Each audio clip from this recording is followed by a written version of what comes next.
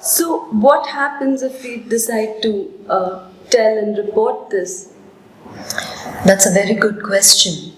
And it would be a good idea for you to know what will happen next, because that is also going to help us decide about, going ahead with reporting.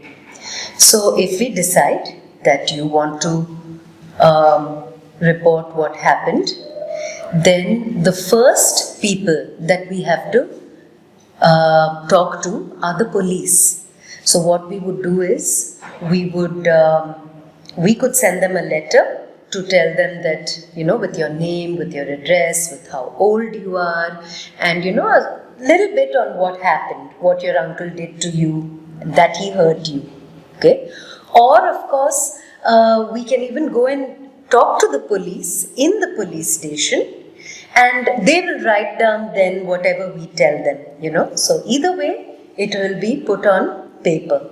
Okay, so that everybody knows what has been said, everybody remembers exactly with correct details on what happened, right? That's why things are always written down when we report something or go to the police. Then after that, what usually happens is the police will write down everything, or they will receive our letter and say, oh, okay, so this is what has happened to Kriti. Now we need to do something about it. So then they will call your parents and they'll say, when can we come and meet you and your daughter? We want to ask some more questions. We want to find out more about this person who hurt her. So then your parents and you could say, you come home and talk to us at home or any other place that is comfortable. Usually there will be a lady police officer who will come, and you know what? Because of all these special rules for children, when police officers come to talk to you, they don't wear their uniform. They just wear casual clothes like we are wearing. That just makes them less scary. What do you think? Yes, I think so. I was really scared, but now that you tell me about these special rules, I think I will be less scared.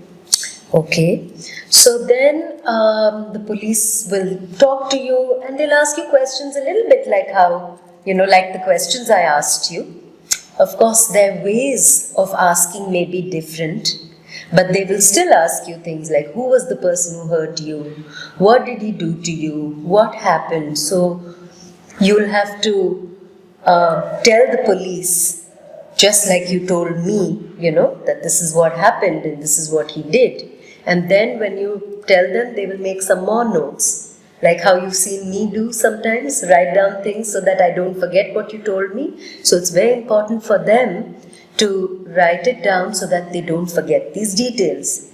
Then they take those papers back to the police station, right? And they make a file. They will keep all those papers and documents, okay?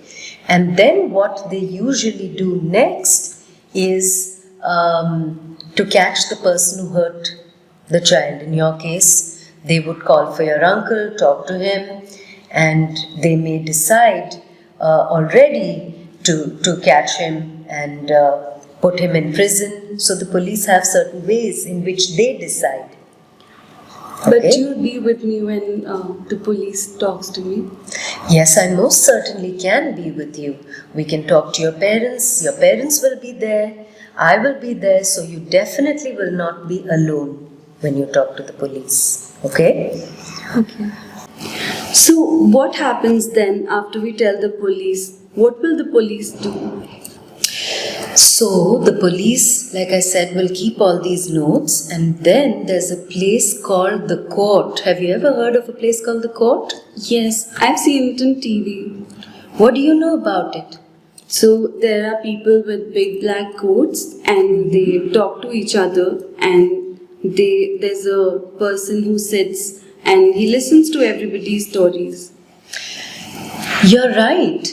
So a court is like this big place, this big building where anyone who feels that things have not been fair or somebody has hurt them, when someone has done something wrong to them, so people go there to this place called the court, and these people whom you mentioned who wear these long black coats, they're called lawyers. They help the people who come there. There's also another person who sits in court. It could be a man, it could be a woman. And this person is called a judge. So a judge sits at this big table at the court and then listens to all the people who have these problems. So what would happen is the police would then tell the court that, this is what Kriti has said, this is what we've written down, her uncle did these things to her and hurt her. And then when the judge decides, you will have to go to court and meet the judge. Okay, so your parents will come with you, I could come with you, and the judge will also ask questions, and you'll have to tell the judge again that this is what uncle did, this is what was difficult, or whatever happened. You just have to tell the judge, just like you told me, just like you told the police, you tell the judge what happened. The judge listens to you and says, okay, so I now understand all the things that have happened, right? The judge will also ask the other person, in your case, your uncle, to come, and there will be questions for your uncle about what did he do these things, and so on. And then the judge decides what to do, right? Whether your uncle should be punished, what to do about the situation, how to help you. So that is the decision the judge makes. But if I go to the court and my uncle will be there, what if he says something bad to me, or what if he hurts me there? Remember I told you that there were special rules for children. He cannot hurt you. Certainly not when you're in the court, because the judge will be there, your parents will be there, I can be there, the police will be there. So you will be safe and you can say whatever happened to you just the way it happened and tell the judge everything. So my uncle cannot hurt me when I am in the court? No, he cannot hurt you when you are in court. I have a question. When the court calls me, will I have to stop going to school when I report, because I'll have to go to the court again? No, we don't know when the court will call, right? We don't know when the judge will make time for you. So if we report to the police now, after many weeks or several months, then the court will call you. They'll send a letter and say, can you come on this day? And if you have an exam that day and you can't go, you can always tell the judge, I'm sorry, I can't come on this day. Then the judge will say, that's okay. They will give you another date and say, okay, then can you come on this day instead? So the court will also make it convenient and help you to come on a day that's comfortable for you. Okay, and you don't have to stop going to school or doing anything. You just do everything that you do. You play with your friends, go to school, do what you need to. Whenever the court calls, you just have to go for that one day. I think that's really helpful, because I thought the court would be really scary. But now that I know that I don't have to stop everything, it will be fine.